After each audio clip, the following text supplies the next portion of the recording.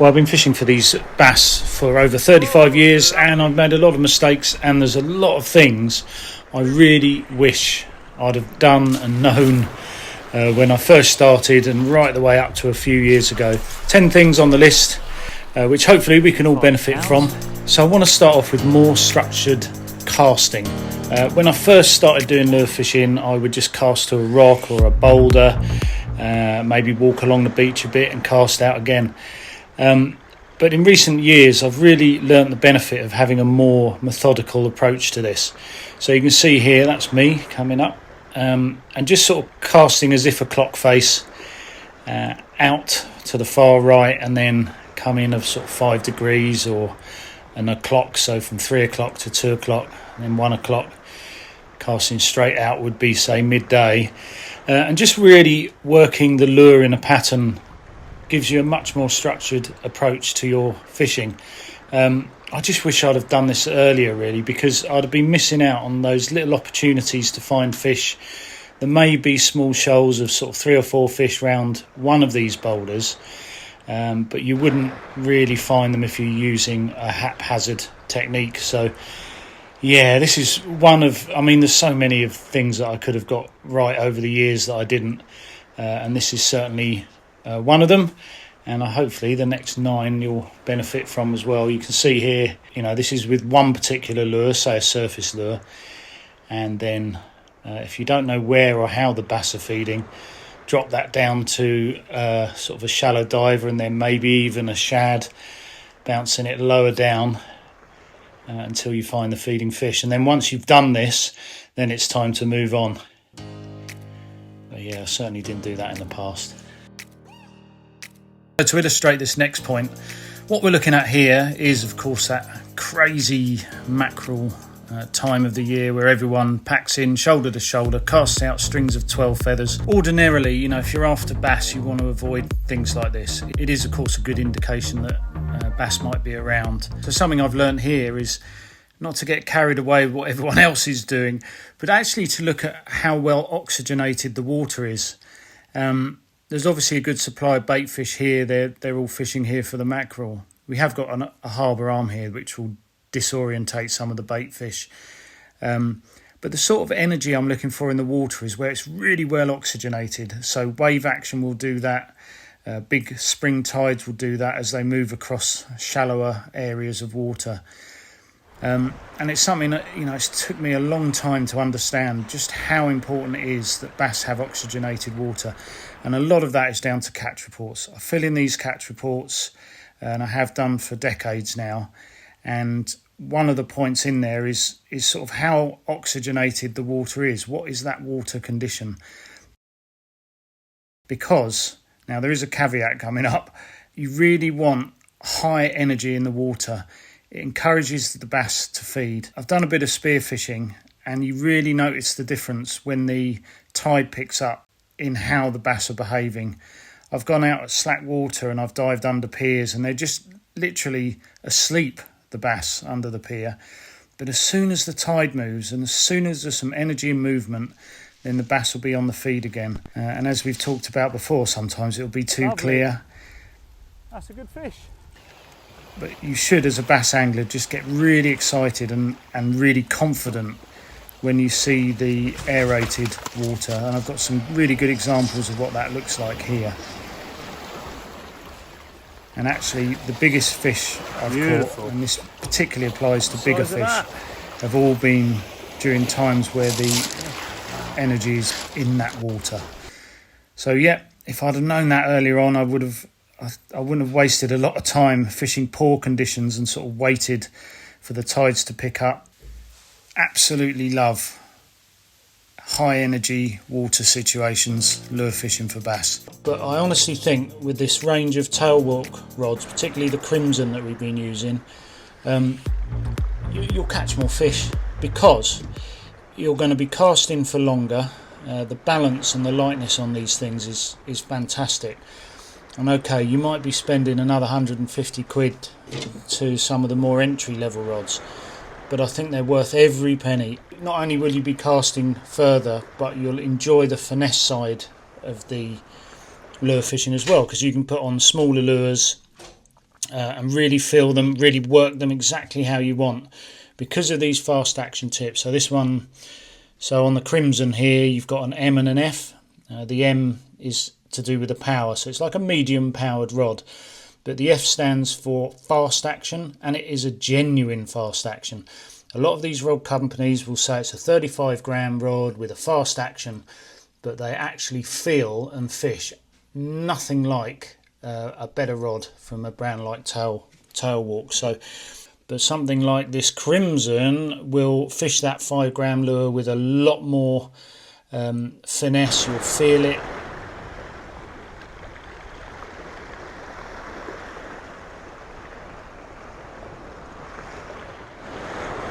But basically, I'd encourage you to consider spending a little bit more on the rod. So particularly when it comes to the lightness of the rod, how it feels in your hand, and that fast action that recovers quickly, you'll find yourself using a wider variety of lures, and the confidence when you hook a big fish on a decent rod as well, you'll have no problems bringing in those bass.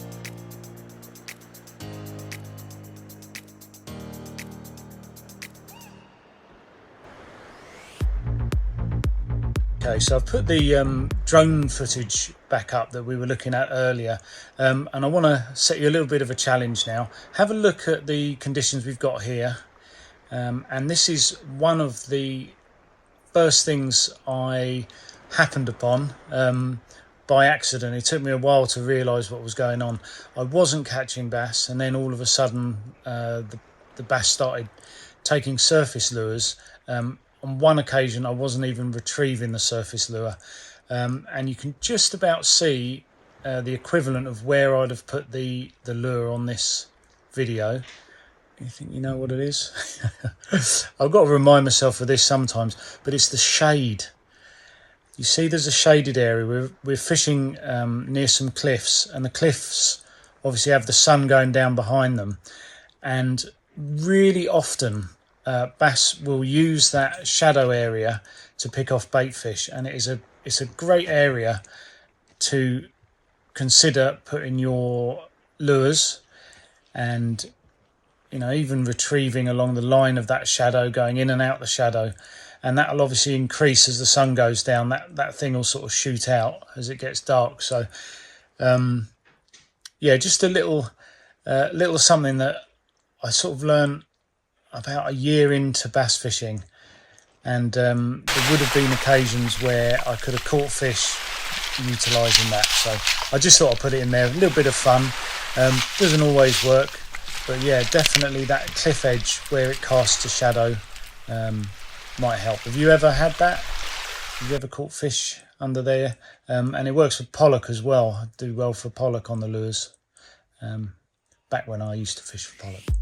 Everyone's got their own favourite colour of lures, but one thing I missed out on during my early sort of fishing years for bass, and actually it was only about sort of 4 years ago that I realised cotton candy isn't just a colour to attract us anglers to buy things, although I probably would have done. It's really, really effective. I've had a lot of good fish, a lot of smaller fish on cotton candy coloured lures. You can see what I mean by cotton candy. Specifically this Flash Boost one has done well. But have a look at any lure that you buy. I'd suggest get maybe your favourite in a cotton candy colour. For some reason there's just something about it that it will outfish other colours as well. But initially I just thought it was there to trick us and we can spend more money. And actually it really does have a good effect. You can see with some of these catches. We featured this one as well in the channel before. I'll leave some links for these underneath to all the tackle I use.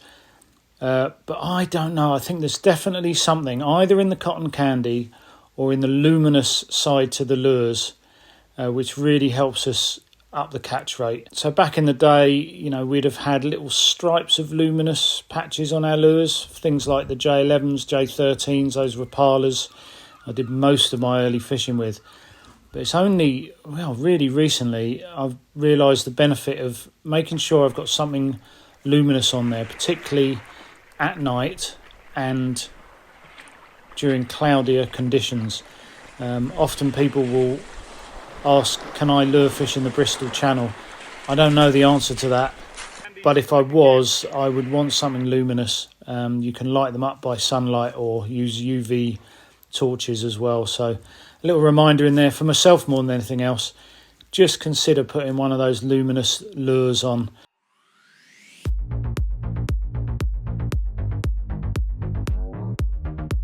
Right, so next up on the tip then is be prepared. It sounds a little bit of a cliched thing, but it's really important because I will get a phone call or something on a WhatsApp group saying, Matt, the bass are being caught, and you need to sort of almost drop everything and at a moment's notice have your bag, have your rod in the car and be ready to go. So this tail walk rod, another excellent rod, this one, like a 5-piece rod. And you can sort of tuck that away. You can have that on a bike. You can run along with it. It's a lovely 5-piece rod, that one. We have shown that on the channel before. And that is ready to go along with all my stuff. So when I was narrowing down the stuff, you know, I was trying to think of what really moves the needle, and actually having your bag, you know, ready to go with your rods on it. And a couple of lure boxes with a selection of lures, because you never know what quite might be feeding, or you might see like a load of seagulls chasing the bait and you think there's bass there. You have to be ready to go with absolutely everything in the bag and your rod set up to start fishing, and that's got to have everything in it. There's no good, and on days gone past, you know, I wouldn't have that ready to go, but literally in there is everything I need. I've got the spare fluorocarbon, spare braid, there's a reel in there, all the little bits you're going to need. So these multi sort of tool pliers, guess what, from Tailwalk, super expensive, but there you go. You know, you can cut your line on that, you can crimp things with it, you can change your hooks there. So it might seem a little bit formulaic to have a lure plan, or which lures you're going to use in a row, and obviously fishing is quite organic and you're going to make decisions as you go, but I've missed out on fish by not having a sort of a sound idea of what to try and when. So I really recommend starting your session off with one of two things: either the lure that you've caught your last fish on from that venue, or a successful lure elsewhere, something that you got confidence in, where you know if the bass are there and feeding, they're going to take it. And then the other alternative is to start off with a searching surface lure, because if the bass are hitting off the surface and they're in good numbers, that's a terrific way to start off the session. You can also utilise your surface lure. So start with one of those two, but don't give it too much time. If you're not getting fish off the surface and you're not getting fish off your favoured lure, then it's time to work through the clock method that we said, and then move on from your surface lure to maybe a shallow diver, and then on to your shads on the bottom perhaps. Obviously it's going to depend what time of year as to what's successful, what the bass are feeding on. So this is more a technique of just understanding that you're trying to find out what the bass are after, and it's a more regimented way of doing that. Very often I've gone into sessions and just wanted to try a particular lure because I've just bought it and things like that, but I genuinely think you'll have an advantage of just being a little bit, but I genuinely think I've had an advantage by realising that to be more methodical, you can almost tick off the types of lures you use. The only thing that I would throw into the mix here is that conditions can change drastically, particularly when it goes from a slack tide, so say slack high tide, to the first of the ebb, or just before 2 hours before high tide. Things can really pick up. So you should really ask yourself the question, are conditions about to change? And if so, you know, you may be better off just sticking with the same lure, because the conditions will change. So just have a little eye out for that, maybe would be the tip here.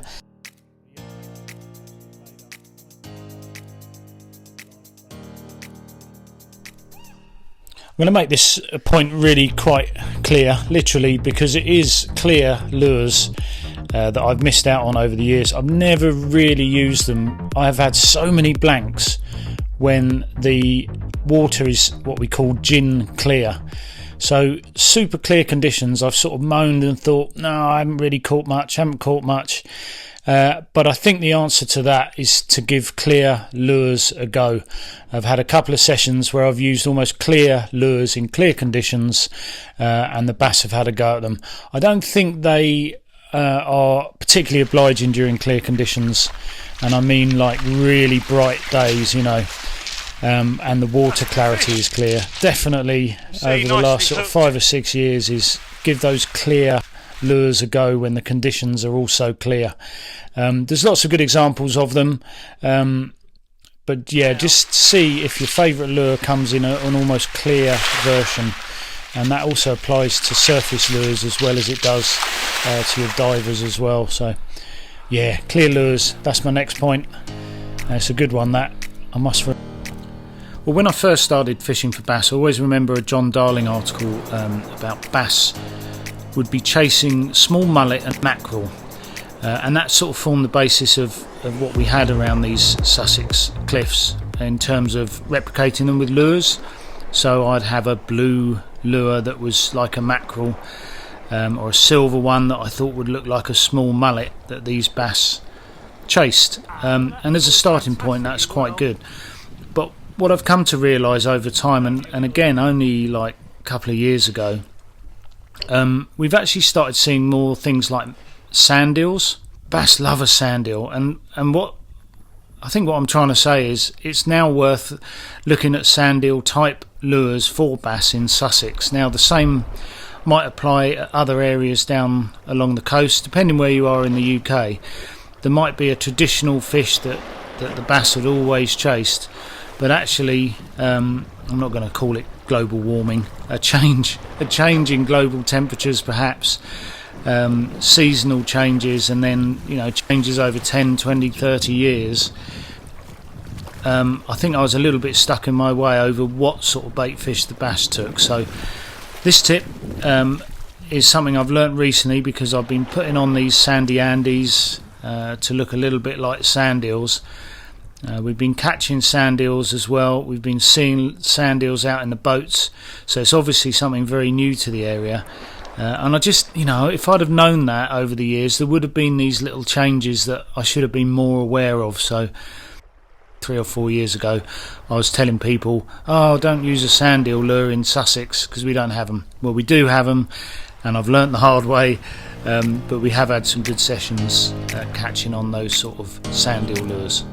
Very often. So the next point is about marks, and one of the most common things people ask is, where do I catch bass? And it sort of defeats the whole object of what bass are about, and 95% of the time it's not the mark, it's the actual conditions that bring them to that mark. So for example, I've caught good bass at a particular mark, but only under very particular tides, very particular times of day. Everything has to be exactly right. So this is probably the most relevant tip on here in a broader sense about fishing, is that although bass are a very habitual fish, meaning they have the same sort of patterns and the same runs through reefs, and if I can think of something over the last 35 odd years, it's the conditions that are the most important thing, not the actual mark. So different marks will produce in different conditions. I could tell you some really good bass marks that I've done well in the past, and you could go down there 5 or 6 times and not catch. I'll be shoulder to shoulder with you and I wouldn't be catching. It's to do with having the right setup of conditions, what the previous weather's like, write everything down so you can start to see these patterns. And the patterns will develop because of weather, previous conditions, the barometrics as well. Still don't quite understand what affects the fishing, but it certainly does. The water clarity and what other food is available for fish. Because if, for example, there's a peeler crab molt, or later in the summer there's spider crabs molting, those bass on a really good bass mark are not going to care about your lures, because they are gobbling up masses and masses of spider crab mold. It is, of course, lifelong learning. I could be fishing for bass for 100 years and I'll still only be touching the surface of how to actually catch them. But I'm hoping in this list there is at least something here that will improve your catch rate. And as I say, I'd love to know what your one tip would be, if you could add one here for everyone else to listen out for as well. So after I've finished a session, wash down the gear, I do like to update my fishing catch report book. It's a great way to look back at previous years, and you do start to see patterns. For example, I never seem to do well in northeasterlies, like we've had a lot of recently. You can now borrow your own version to fill in on Amazon. I'll leave the link underneath.